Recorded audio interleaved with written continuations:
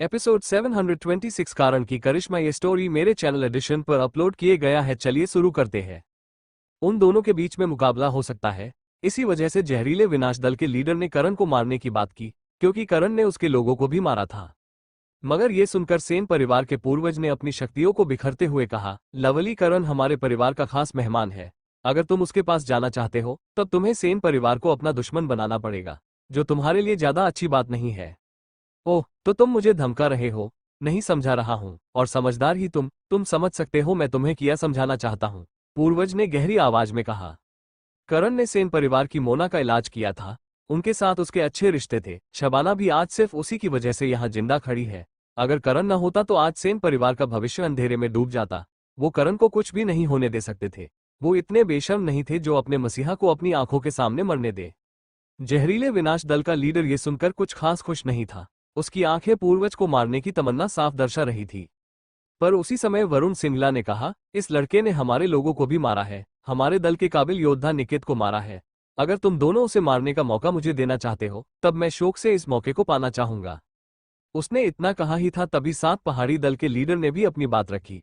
Lovely करण से हमने दोस्ती का हाथ बढ़ाया है और नालंदा विश्वविद्यालय से हमारे रिश्ते भी अच्छे हैं। अगर लवली करण को कुछ करने की कोशिश की जाएगी तब 7 पहाड़ी दल शांत नहीं बैठेगा।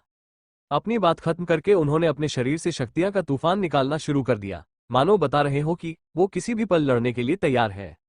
जिस वजह से वरुण सिंगला और जहरीले विनाश दल के लीडर भी अपने अपने शरीर से शक्तियां निकालने लगे, जैसे बता रहे हो कि वो भी उनसे लड़ने के लिए तत्पर है। जिस वजह से उस जगह का माहौल बेहद गंभीर हो गया। लीडर विक्रमजीत ने महेंद्र से कहा, क्या तुम सच एक लड़के के लिए इतना बड़ा रिस्क उठाने के लिए तैयार हो? उस लड़के के लिए तो नहीं, पर तुम जैसे इंसान को सबक सिखाने के लिए जरूर। महेंद्र बेहद गुस्से में थे। उन्होंने कभी नहीं सोचा था लीडर विक्रमजीत महायुद्ध मैदान जैसी जगह को हड़पना चाहेगा। अगर वो अपन मकसद में सफल हो जाता तब उन सबके हाथ से महायुद्ध मैदान में जाने का मौका छूट जाता। महायुद्ध मैदान के मासूम लोग मारे जाते, जो लीडर विक्रमजीत जो गवारा नहीं था। उन दोनों की बहस सुनकर पिल काउंसिल के चेयरमैन ने आगे बढ़कर थोड़े कठोर स्वर में कहा, लीडर विक्रमजीत, मैं उम्मीद करता हूं आप मेरे पिल काउंसिल के पिल मास्टर को कोई नुकसान नहीं पहुंचाने वाले हैं। जानकारी के लिए आपको बता देना चाहता हूं, लवली करण हमारे पिल काउंसिल का सबसे काबिल और रैंक 7 का पिल मास्टर है, जो हमारे लिए बहुत ज्यादा जरूरी और अहम है। चेयरमैन को भी बीच में आकर करण का साथ देते देख लीडर विक्रमजीत के माथे पर हल्की शिकन आ गई। इसलिए नहीं कि वो उससे ज्यादा ताकतवर थे, वो चाहता था तो उन्हें बड़ी आसानी से ऐसे ही खत्म कर सकता था। आखिरकार सामने वाला सिर्फ एक महासम्राट था। लेकिन असल बात यह थी कि चेयरमैन पिल काउंसिल से थे। अगर उसने अचानक से कोई एक्शन लिया तब पूरा पिल मास्टर समाज इकट्ठा हो सकता था। और सबसे बुरी बात तो यह थी कि उनके दल में जितनी भी गोलियां बनती है वो पिल काउंसिल के द्वारा ही एक्सपोर्ट की जाती है, जो शुद्ध शक्ति दल को इकोनॉमी में मदद करता है। अगर इससे में कुछ गड़बड़ हुई उस समय उनका बिजनेस आधा हो सकता है, जो सीधे उनकी इकोनॉमी पर हमला करेगा। लीडर विक्रमजीत ने माहौल को अच्छे से समझा। उसे एक और बात समझ आएगी, अब वो करण को इस जगह तो मार नहीं सकता। हालत उसके पक्ष में नहीं थे, फिर भी उसने करण को मारने की कोशिश की, तब उसे एक बड़ी कीमत चुकानी पड़ेगी, जो शायद उसके ऊपर वाले लोगों को पसंद नहीं आएगा। लीडर विक्रमजीत ने एक लंबी सांस ली, फिर एक नजर करण को देखकर बोला, अभी के लिए तो मैं जा रहा हूं, लेकिन दुआ करना हमारा दोबारा कभी आमना सामना न हो। ये बात मुझे कहनी चाहिए। करण ने हाथ हिलाकर आगे गहरी आवाज में कहा, और अगर हम दोबारा मिले तब एक बात का ध्यान रखना, काट दूंगा तुम्हें और तुम्हारी घटिया सोच को। करण की धमकी सुनकर लीडर विक्रमजीत के होठों पर तंज भरी मुस्कान आ गई, पर उसने कुछ कहा नहीं या उसने करण की धमकी को हल्के में ले लिया। चलो यहां से, लीडर विक्रमजीत ने सामने का आयाम तोड़ा, जिसके बाद वो बिना किसी से कुछ बोले उस जगह से जाने लगा। जहरीले विनाश दल का लीडर भी उसके पीछे पीछे चल पड़ा। वरुण सिंगला ने भी किसी से कुछ कहा नहीं और अपने लोगों के साथ आयाम तोड़कर वहां से चला गया। तब जाकर करण ने मन ही मन राहत की सांस ली, फिर बाकियों से बोला, आप सबका मेरी मदद करने के लिए धन्यवाद। भविष्य में हो सकेगा तो मैं आपकी मदद जरूर करूंगा। करण का इतना विनम्र बर्ताव देखकर 7 पहाड़ी दल के लीडर ने मुस्कुराते हुए कहा, ये सब कहने की जरूरत नहीं है, तुम्हारी वजह से हमारे लोग जिंदा है, तुम्हारी वजह से पूरा महायुद्ध मैदान शांति में है, उल्टा हमें तुमसे इसके बारे शुक्रिया कहना चाहिए। लीडर शुभाजीत का कहना सही है लवली करण, तुम न होते तो आज हम सब बहुत खो चुके होते।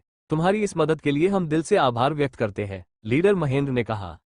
लेकिन इस पर करण ने डायमंड नीलामी घर के लोगों को देखकर कहा, पर मैं आपके लोगों को बचा नहीं सका।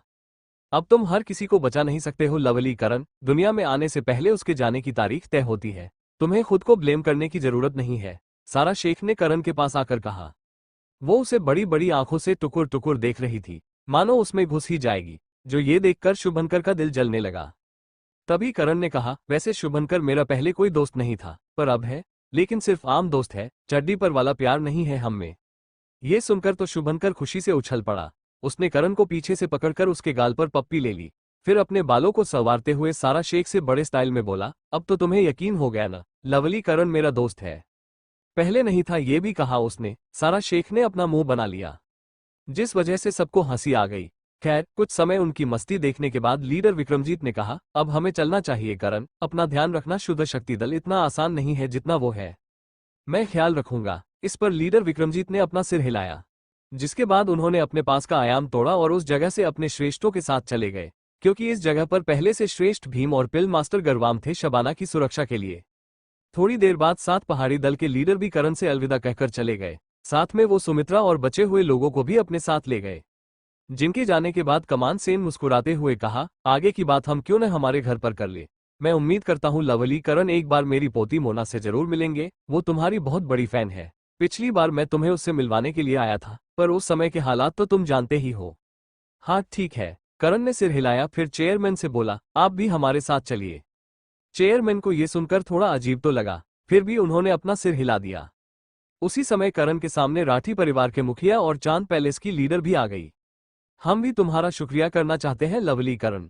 चांद पैलेस की इस बात पर करण ने कहा, इसकी जरूरत नहीं है, राजवीर ने मेरी बहुत मदद की थी महायुद्ध मैदान में। एक बार तो उसने मेरी जान भी बचाई है, इसीलिए आपको ये सब करने की जरूरत नहीं है। राजवीर ने करण का साथ दिया। ये सुनकर चांद पैलेस की लीडर को बेहद अच्छा लगा। राठी परिवार के मुखिया ने कहा, और ये कमबख्त ने किसी तरह की मदद करने की कोशिश की? मुखिया ने उंगली करके शुभंकर को देखा, जो लाल चेहरे के साथ मुखिया को देखे जा रहा था। करण ने इस पर अपना सिर हिला दिया, तब जाकर मुखिया के दिल को सुकून मिला। बहरहाल थोड़ी और बातचीत के बाद वो दोनों भी उन सबको लेकर निकल गए। जिसके बाद करण और बाकी बचे कूचे लोग भी कल्याण शहर के लिए निकल गए।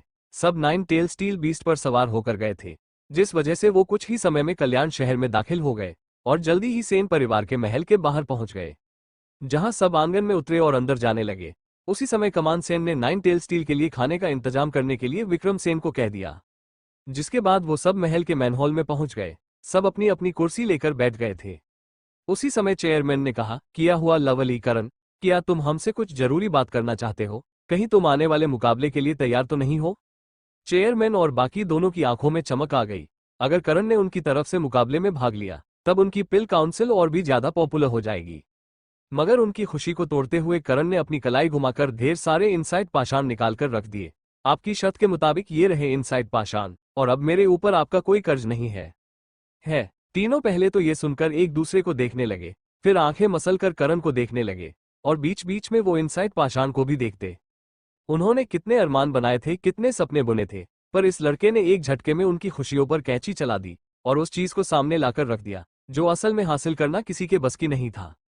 चेयरमैन अपनी जगह से उठकर उस ढेर के पास गए। उन्होंने एक इनसाइड पाषाण को उठाया और अगले ही पल वो कहीं घूम हो गए। यहाँ शायद उनकी चेतना उस इनसाइड पाषाण में चली गई। कुछ सेकंड बाद उन्होंने खुशी से अपनी आंखें खोली। ये असली है, मतलब पूर्वजों की विरासत अब हमारे पास है। चेयरमैन की तरफ से पुष्टि होते ही सबकी आंखें बड़ी बड़ी हो गई। ये कारनामा तुमने कैसा कर दिखाया? आज तक हम सबको तो बस ये कोई कहानी सी लगती थी। श्रेष्ठ दीनानाथ को हैरान देखकर शबाना ने उन्हें शुरू से लेकर अंत तक की सारी घटना बता दी। कैसे उन्हें एक लड़की मिली जो अजीब सी थी, किस तरह से उसने सबको अपने वश में किया, किस तरह से करण ने उसका अंत करके उसे आखिरी विदाई दी। सब कुछ सुनकर उन सबकी आंखों में करण के लिए और भी सम्मान आ गया।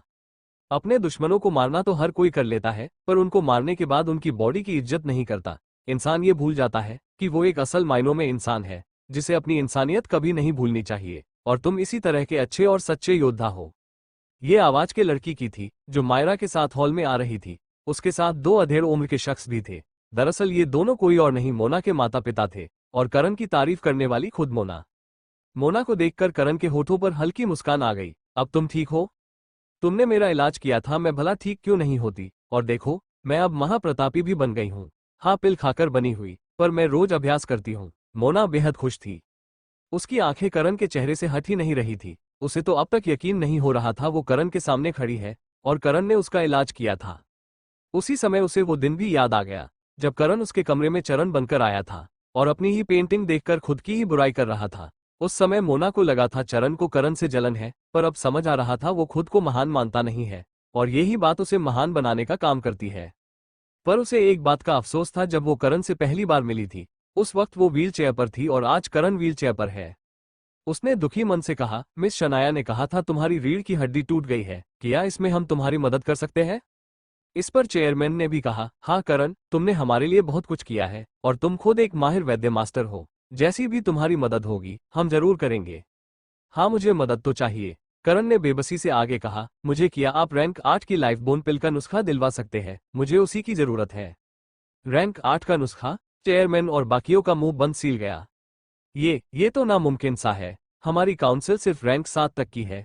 हमारे पास एक आध नुस्खे रैंक 8 के हैं तो, मगर उनमें से कोई भी इस पिल का नहीं है। यहाँ तक कि हमने तो इसका नाम भी पहली बार सुना है। पिल मास्टर दीनानाथ ने टेंशन में अपने सिर हिला दिया, जो देखकर करण का मुंह लटक हुआ। उसी समय हॉल में वैद्य मास्टर सेनी भी आ गए, जो ये सब सुनकर गंभीरता से बोले, मैंने इस पिल के बारे में सुना तो है, कहते हैं ये पिल टूटी हुई हड्डियों की ग्रोथ के काम आती है। ऐसा मैंने सिर्फ एक किताब में पढ़ा था, वो भी तब जब मैं इस जगह मिस मोना का इलाज करने आ रहा था। हाँ शायद इसी काम आती है। चेयरमैन ने अपना सिर हिलाया और करण से बोले, हम सही है ना? हाँ शायद सही ही होंगे। करण सिर खुजलाने लगा। असल में तो उसे भी नहीं मालूम था इस गोली से क्या होता है, बस उसे रिपोर्ट में लिखा हुआ आया था ये गोली उसका इलाज कर सकती है, बस इतना जानत था वो, इससे ज्यादा कुछ नहीं। करण को अजीब सा जवाब देते देख सब अजीब फील करने लगे, पर तभी पिल मास्टर गरवाम ने कहा, हमारे पास उसका नुस्खा नहीं है तो क्या हुआ, तुम खुद रैंक 8 का नुस्खा हासिल कर सकते हो। कैसे? आने वाले पिल मास्टर के मुकाबले से। ये सुनकर करण ने उसे ऐसे देखा मानो उसे कच ही खा जाएगा। अंडस को अगला एपिसोड सुनने के लिए सब्सक्राइब करें मेरे